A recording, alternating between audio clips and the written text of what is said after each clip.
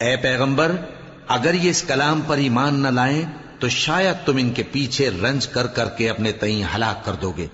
جو چیز زمین پر ہے ہم نے اس کو زمین کے لیے زینت بنایا ہے تاکہ لوگوں کی آزمائش کریں کہ ان میں کون اچھے عمل کرنے والا ہے، اور جو چیز زمین پر ہے ہم اس کو نابود کر کے بنجر میدان کر دیں گے۔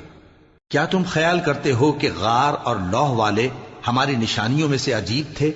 جب وہ نوجوان غار میں جا رہے تو کہنے لگے کہ اے ہمارے پروردگار، ہم پر اپنے ہاں سے رحمت نازل فرما اور ہمارے کام میں درستی کے سامان مہیا کر۔